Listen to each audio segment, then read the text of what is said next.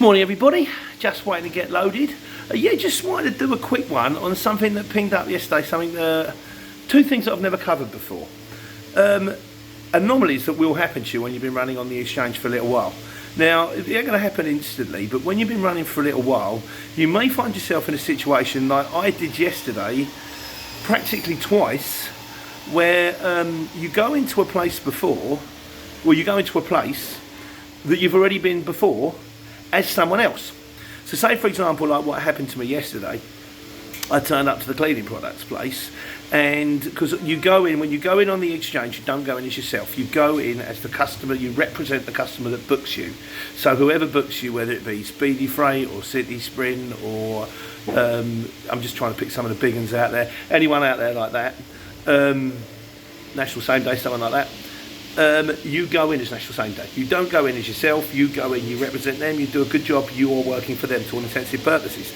But as I went in there yesterday, and I turned up as one firm, and the guy turned around and he said, yeah, but you don't work for them, you work for the other firm, I know, because you've been here before. Hello mate, just make a quick video.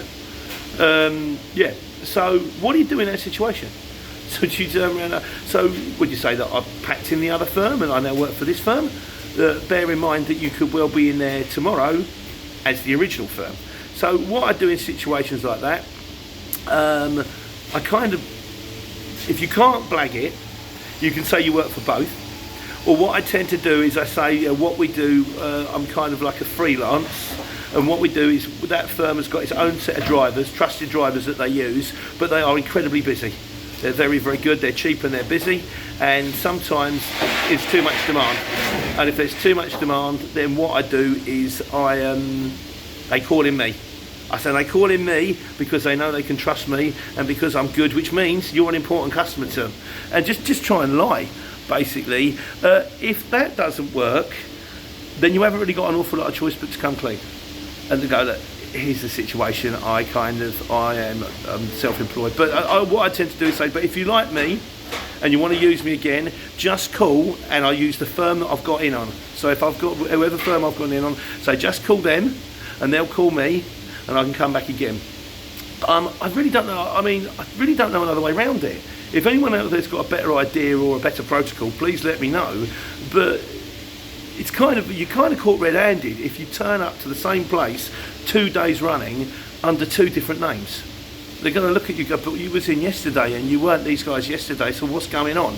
It's kind of a tricky one. I'm open to ideas on this one. The other one, which Al flagged up, is if you turn up a place and they ask for like the customer booking reference number, if you hand over your phone, it's got the price of the job on the phone.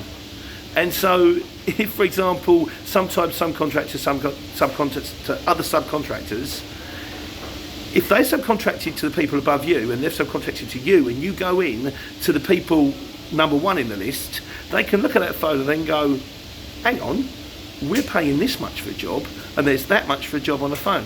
What's going on here? So our solution to this one is you can do it on an iPhone. What to do, you can expand the reference number, screenshot it and then hand it over that way. That way they can't see the job or the price on the job. Alternatively, just read the reference numbers out of the phone. So yeah, a couple of weird things that have turned up recently. Like I say, this is our take on it. If anyone's got any better ideas, I'm always open to suggestions. In the meantime, I'm going to load some wood. So have a wonderful day. It's nice and sunny out there. Take care, take money.